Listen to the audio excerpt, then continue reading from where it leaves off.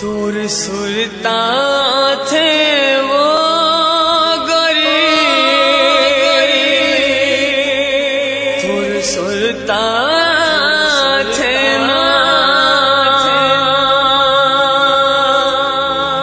तोर सुरता थे वो बही,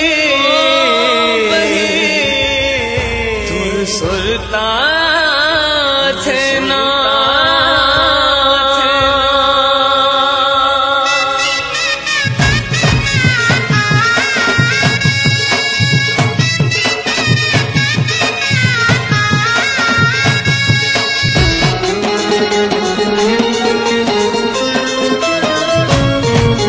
सुरता थे वो गोरी, तोर सुरता थे नो, तोर सुरता थे वो गोरी, तोर सुरता थे नो। मोर मन न खुलागे, मोर जी परिछागे, मोर मन न खुलागे जी परिछागे, तैहा के छुड़गे परान। जबले मारे नैना के बान गोरी, मोर छोटा थे परान। जबले मारे नैना के बान गोरी, मोर छोटा थे परान।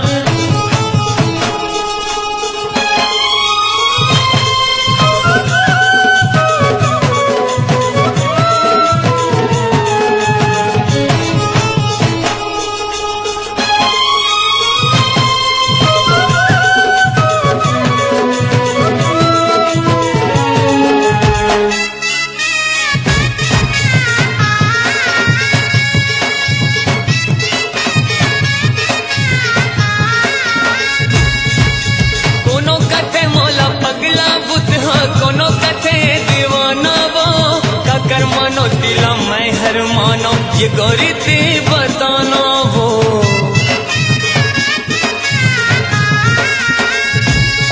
हाँ कोनो कथे मौला पगला बुत, हाँ कोनो कथे दीवाना वो काकर मानो दिला मैं हर मानो, ये गोरी थी बताना वो। मोर मन न खुलागे, मोर जी परिछागे, मोर मन न खुलागे जी परिछागे, तैहा के छुड़गे परान।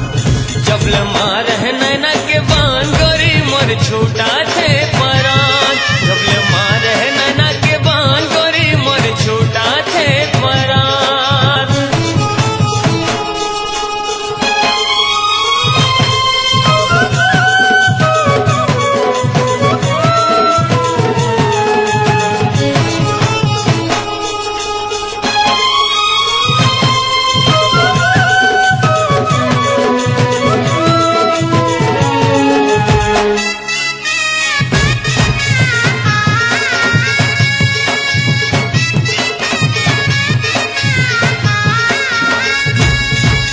जबले देखे हो मैं हर तोला, सुध बुध मोरे सिरागे वो, तो नहीं कसमर बांध चूके झनगे मोरे पैरागे वो। ओ जबले देखे हो मैं हर तोला, सुध बुध मोरे सिरागे वो, तो नहीं कसमर बांध चूके झनगे मोरे पैरागे वो। मोर मन न खुलागे, मोर जी परिछागे, मोर मन न खुलागे जी परिछागे, तैहा के छुड़गे परान। जबले मारे नैना के बान गोरी, मोर छोटा थे परान। जबले मारे नैना के बान गोरी, मोर छोटा थे परान। सुरता थे वो गोरी, तोर सुरता थे ना, तोर सुरता थे वो गोरी, तोर सुरता थे ना। मोर मन न खुलागे, मोर जी परिछागे, मोर मन न खुलागे जी परिछागे, तैहा के छुड़गे परान। जबले मारे नैना के बान गोरी, मोर छोटा थे परान। जबले मारे नैना के बान जोही, मोर छोटा थे परान। जबले मारे नैना के बान बही, मोर छोटा थे परान। जबले मारे नैना के बान रानी, मोर छोटा थे परान।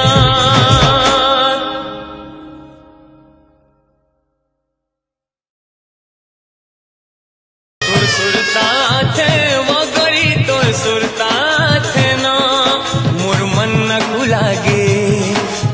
जी परिछागे मोर मन न खुलागे जी परिछागे तैहा के छुड़के परा